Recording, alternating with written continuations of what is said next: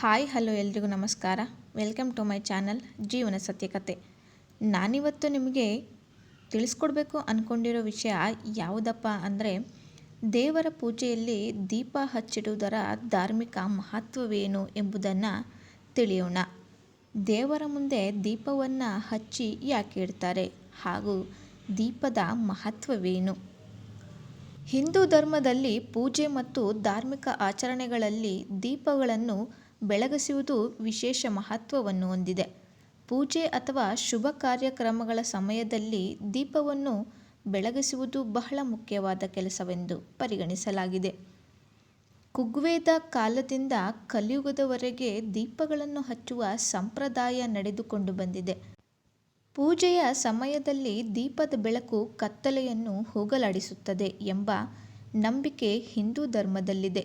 ದೀಪದಲ್ಲಿನ ಅಗ್ನಿಯು ಅಜ್ಞಾನದ ಸಂಕೇತವಾಗಿದೆ. ಹಾಗೆಯೇ ಜ್ಞಾನದ ಬೆಳಕು ಮನಸ್ಸಿನಲ್ಲಿರುವ ಅಜ್ಞಾನವನ್ನು ಹೋಗಲಾಡಿಸುತ್ತದೆ. ದೀಪದ ಬೆಳಕು ದೇವರ ಬೆಳಕನ್ನು ಸಂಕೇತಿಸುತ್ತದೆ. ಇದು ದೇವರ ಅಸ್ತಿತ್ವ ಮತ್ತು ಆತನ ಶಕ್ತಿಯನ್ನು ಸ್ಮರಿಸುತ್ತದೆ. ಪೂಜೆಯ ಸಮಯದಲ್ಲಿ ದೀಪವನ್ನು ಬೆಳಗಿಸುವುದರಿಂದ ಪರಿಸರದಲ್ಲಿ ಧನಾತ್ಮಕ ಶಕ್ತಿಯ ಸಂಚಾರ ಹೆಚ್ಚಾಗುವುದು. ಇದು ನಕಾರಾತ್ಮಕ ಶಕ್ತಿಯನ್ನು ತೆಗೆದುಹಾಕುತ್ತದೆ, ಅಂದರೆ ನೆಗೆಟಿವ್ ಎನರ್ಜಿಗಳನ್ನು ಕಡಿಮೆ ಮಾಡುತ್ತದೆ. ದೀಪಗಳನ್ನು ಬೆಳಗಿಸುವುದು ದೇವರನ್ನು ಮೆಚ್ಚಿಸಲು ಉತ್ತಮ ಮಾರ್ಗವಾಗಿದೆ. ದೀಪದ ಬೆಳಕು ದೇವರನ್ನು ಆಕರ್ಷಿಸುತ್ತದೆ ಎನ್ನುವ ನಂಬಿಕೆಯೂ ಇದೆ. ದೀಪವನ್ನು ಹಚ್ಚುವುದು ಮಂಗಳಕರ ಸಂಕೇತ. ಇದು ಹೊಸ ಆರಂಭ ಮತ್ತು ಉಜ್ವಲ ಭವಿಷ್ಯವನ್ನು ಸೂಚಿಸುತ್ತದೆ. ದೀಪ ಬೆಳಗುವುದರ ಧಾರ್ಮಿಕ ಮಹತ್ವವೇನು ಎಂದು ತಿಳಿಯೋಣ. ದೀಪವು ಬೆಳಕು ಮತ್ತು ಜ್ಞಾನದ ಸಂಕೇತವಾಗಿದೆ.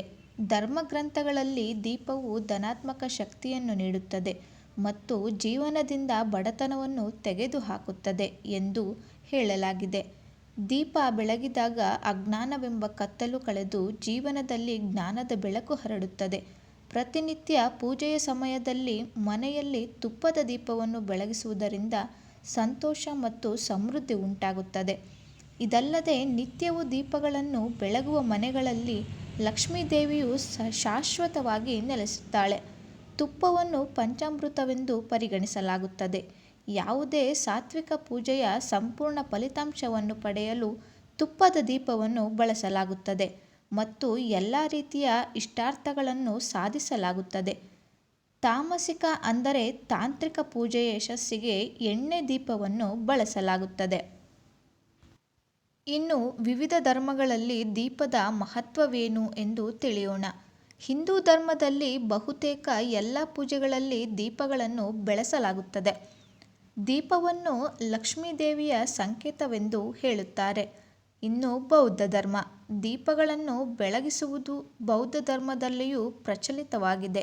ಇದನ್ನು ಬುದ್ಧನ ಜ್ಞಾನದ ಸಂಕೇತವೆಂದು ಹೇಳುತ್ತಾರೆ. ಇನ್ನು ಸಿಖ್ ಧರ್ಮದಲ್ಲಿ ಜ್ಞಾನ ಮತ್ತು ಸತ್ಯದ ಸಂಕೇತವಾಗಿರುವ ಗುರುದ್ವಾರದಲ್ಲಿ ದೀಪಗಳನ್ನು ಬೆಳಗಿಸಲಾಗುತ್ತದೆ. ಇನ್ನು ಮಣ್ಣಿನ ದೀಪದ ಮಹತ್ವವೇನು ಎಂದು ತಿಳಿಯೋಣ. 5 ಅಂಶಗಳಿಂದ ಮಣ್ಣಿನ ದೀಪವನ್ನು ತಯಾರಿಸಲಾಗುತ್ತದೆ. ವಾಸ್ತವವಾಗಿ ದೀಪವನ್ನು ತಯಾರಿಸಲು ಜೇಡಿ ಮಣ್ಣನ್ನು ನೀರಿನಲ್ಲಿ ಕರಗಿಸಿ ತಯಾರಿಸಲಾಗುತ್ತದೆ. ಇದು ಭೂಮಿಯ ಅಂಶ ಮತ್ತು ನೀರಿನ ಅಂಶವನ್ನು ಸಂಕೇತಿಸುತ್ತದೆ. ನಂತರ ಈ ದೀಪವನ್ನು ಧೂಳು ಮತ್ತು ಗಾಳಿಯಿಂದ ಒಣಗಿಸಲಾಗುತ್ತದೆ. ಅದು ಆಕಾಶ ಮತ್ತು ಗಾಳಿಯ ಅಂಶವನ್ನು ಸಂಕೇತಿಸುತ್ತದೆ. ಮತ್ತು ಅಂತಿಮವಾಗಿ ಈ ದೀಪಗಳನ್ನು ಬೆಂಕಿಯಲ್ಲಿ ಬಿಸಿ ಮಾಡುವ ಮೂಲಕ ತಯಾರಿಸಲಾಗುತ್ತದೆ. ಈ ವಿಧದ ದೀಪದ ತಯಾರಿಕೆಯು ಎಲ್ಲ 5 ಅಂಶಗಳನ್ನು ಒಳಗೊಂಡಿವೆ. ದೀಪವು ಧಾರ್ಮಿಕವಾಗಿ ಸಾಕಷ್ಟು ಮಹತ್ವವನ್ನು ಹೊಂದಿರುವ ವಸ್ತುವಾಗಿದೆ. ದೀಪವನ್ನು ಪೂಜೆಯಲ್ಲಿ ಬೆಳಗುವುದರಿಂದ ನಾವು ದೈವಿಕ ಶಕ್ತಿಯ ಅನುಭವವನ್ನು ಪಡೆದುಕೊಳ್ಳಬಹುದು. ಅದರಲ್ಲೂ ನೀವು ಮಣ್ಣಿನ ದೀಪವನ್ನು ಬೆಳಗುವುದು ತುಂಬಾ ಉತ್ತಮ. ನೋಡಿದ್ರಲ್ಲ ಸ್ನೇಹಿತರೆ, ಇದಾಗಿತ್ತು ಇವತ್ತಿನ ವಿಡಿಯೋ. ಈ ವಿಡಿಯೋ ನಿಮಗೆ ಇಷ್ಟ ಆದರೆ ಒಂದು ಲೈಕ್ ಮಾಡಿ ಹಾಗೂ ಮತ್ತಷ್ಟು ಜನರಿಗೆ ಶೇರ್ ಮಾಡಿ. ನೀವಿನ್ನೂ ನಮ್ಮ ಚಾನಲ್ನ ಸಬ್ಸ್ಕ್ರೈಬ್ ಮಾಡ್ಕೊಂಡಿಲ್ಲ ಅಂದರೆ ಈಗಲೇ ಸಬ್ಸ್ಕ್ರೈಬ್ ಮಾಡ್ಕೊಳ್ಳಿ.